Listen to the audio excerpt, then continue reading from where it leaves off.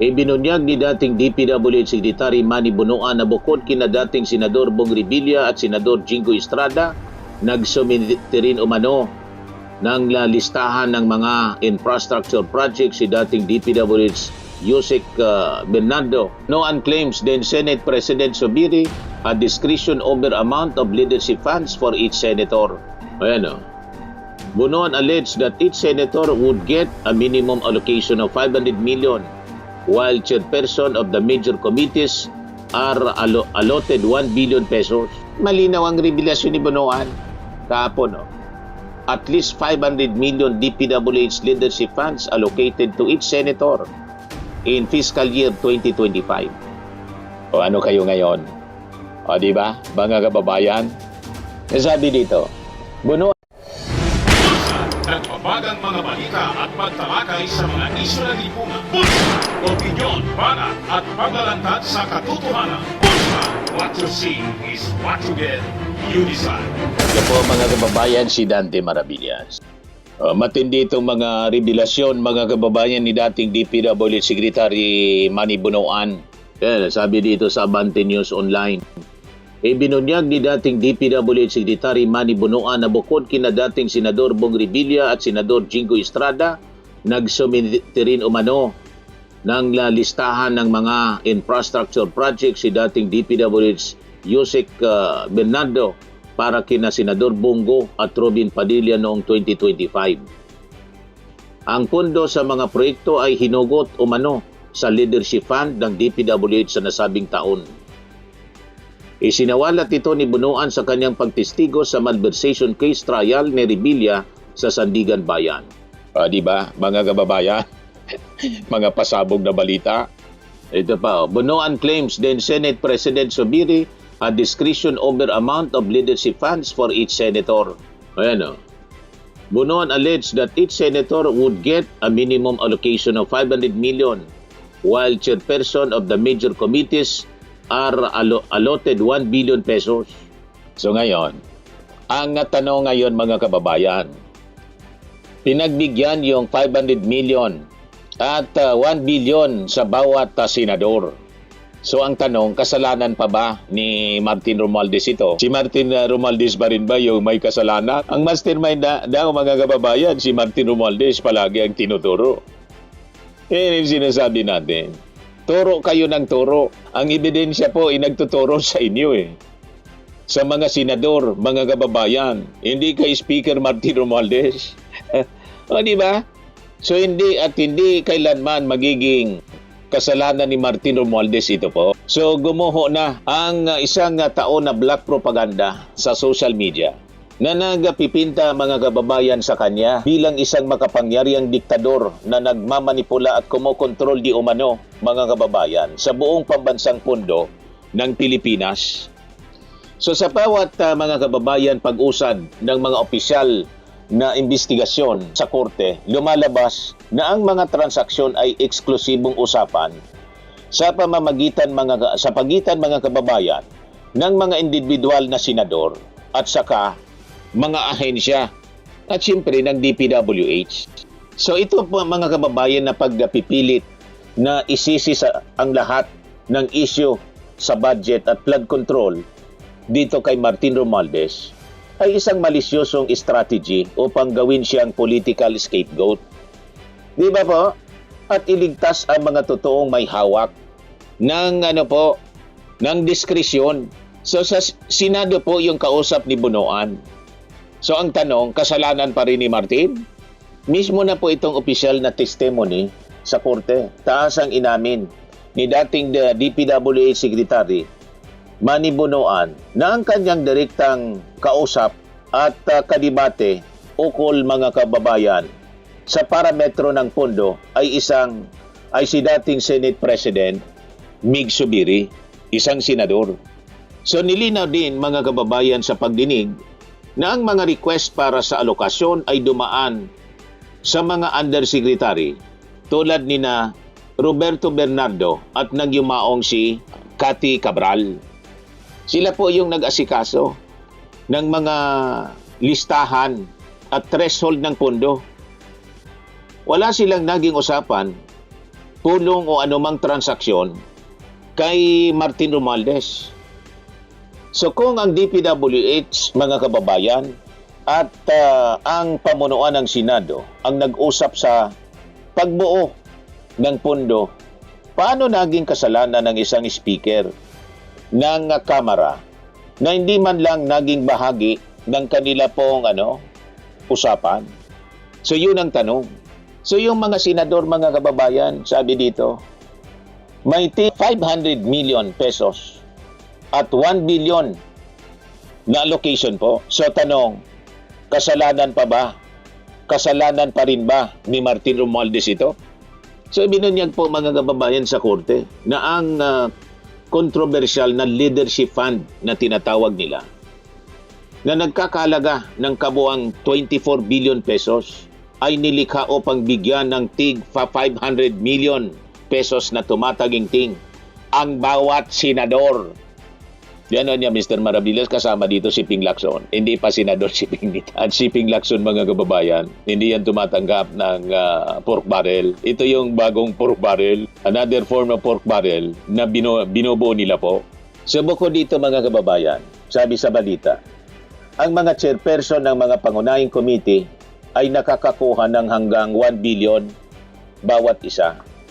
So ang pundong ito ay inilaan eksklusibo para, mga kababayan, sa 24 mga senador upang isingit ang kanilang mga priority projects sa pambansang budget. So ang tinuturo nila na sangkot sa insertion si Martin Romualdez, pero sila pala, nakita na ninyo? So dahil, mga kababayan, magkahiwalay ang Senado at Kamara, walang legal na kapangyarihan o saklaw itong si Martin Romualdez sa pondo na nasa pagitan ng Senado at saka ng DPWH. So ito po yung maling akala. Isang tao lang ba, mga kababayan, yung kumukontrol sa budget ng Pilipinas? Di ba? So pilit na pinapakain ng mga troll sa publiko ang maling naratibo po na si Martin Romualdez daw ang may hawak at solo sa remote control ng buong budget ng ating bansa. Na tila ba kaya niyang diktahan ang bawat piso ng Pilipinas, which is impossible, sabi po ng mga legal experts at mismong abogado ni Martin Romualdez. So ang katotohanan po, ang GAA ay sumasailalim po sa napakahabang demokratikong proseso po. Si Romualdez ay hindi miyembro ng House Appropriations Committee.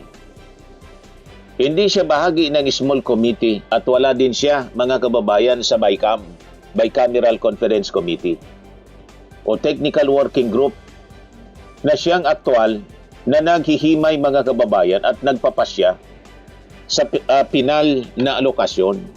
So imposibleng makontrol ng isang tao ang buong proseso kung hindi siya kasama sa mga committee nagpatakbo nito, mga kababayan. So ang katotohanan, mga kababayan, sa DPWH files at saka sa selective justice, ngayon, kasalanan pa rin ba ni Martin Romualdez? Ang mga listahan at dokumento ng alokasyon ang pondo ay nakatala, mga kababayan, sa tinatawag na DPWH files. Ayon sa mga ulat, ang mga dokumentong ito ay naglalaman po ng mga pangalan ng iba't ibang opisyal na nakakuha po ng bilyon-bilyon na pondo. Ngunit tila si Romualdez lamang ang pilit, mga kababayan, na binibigyang diin sa mga demolition job sa social media kahit hindi nabanggit ang pangalan niya rito sa tinatawag na DPWH files. So ang pag-atake sa kanya habang nananahimik ang mga kritiko sa ibang opisyal na nasa listahan ay isang malinaw na anyo, mga kababayan, ng selective justice. Ginagamit ang issue bilang politikal na armas upang sirain ang kanyang integrity habang tinatago ang mga totoong may napakinabangan, mga kababayan. Sa buong budget ng Pilipinas daw ang kontrolado, pero po sa korte lumalabas na Senado naman pala ang katransaksyon, yung katransaksyon ng gobyerno, Senado pala. Ang katransaksyon ng DPWH, Senado pala. Tapos na mga kababayan ang isang taong kwentong barbero. Ebidensya ang batas. Katarungan dapat po maging patas. Malinaw ang revelasyon ni Bonoan kahapon. No? At least 500 million DPWH leadership funds allocated to each senator in fiscal year 2025. O ano kayo ngayon? O di ba, mga kababayan? Sabi dito, Bonoan claimed that all senators in fiscal year 2025 availed themselves of leadership funds, although he said there is nothing wrong in availing the said funds for projects. When asked by the court if Senator Ping Lacson was among those who availed of the leadership funds, Bonoan said Lacson was not yet a senator at the time. Hindi man talaga po, kahit senador pa, at that time si Ping Lacson, hindi man yan. Hindi siya po sumasali sa ganito. Yung pork barrel nung panahon, hindi siya kumukubra ng pork barrel. Pagdating dito po sa mga pork barrel issue, malinis si Ping Lacson. Kaya sabi ko nga sa inyo po, si Ping Lacson, siya yung credible na maging chairman talaga. Mga kababayan nito, Blue Ribbon Committee sa Senado. But anyway, yun man lang po yung ating short video ngayon. Ako po si Dante Maravillas. Bye-bye. God bless. Swimming and lifting cream, pinapahid po sa mga pulses in affected area. Mainam po sa paninigas ng mga kaso-kasuan. Ito naman po, Automax Radiant Serum. Sa mukha naman yung application, anti-aging po siya. You will look 10 years younger than your age. Sa mga cancer patients naman po, baka lang gusto ninyo itong itry. Neng siya red mixed fruit drink. Hindi mo po siya gamot, food supplement siya. Kaya lang, gawa siya mga kababayan sa goji berry. Yung goji berry may anti-cancer properties. O ngayon, yung mga inquiries ninyo, dumiritso na lang kayo sa aming messenger sa Facebook para masagot namin agad. Ayos pa? Ayos na ayos niya, Mr. Maravilla. Sa mga nagana po ng malinis and spacious fitness gym, pumunta lang po kayo sa aming Colossal Fitness Gym. May Grab car rental din po kami. But anyway, ito po pala yung aming bagong product na binibenta online. I am worldwide amazing pure organic barley powdered drink mix from Australia. Negosyo to ng aking anak na architect entrepreneur Riz Maravillas. Ayan po. Kontakin na lang po ninyo siya, Riz Maravillas on Facebook. Ang mga health benefits niya, boost immunity, improves digestion, enhance energy levels, pack with antioxidants, prevent cancer. Ito naman po yung bago naming product na binibenta online. Eye Glow Serum, whitening po siya. Tingnan ninyo yung epekto sa aking anak na architect before and now. Yung mga inquiries po ninyo, dumiretso na lang kayo sa kanyang Facebook account, Riz Maravillas.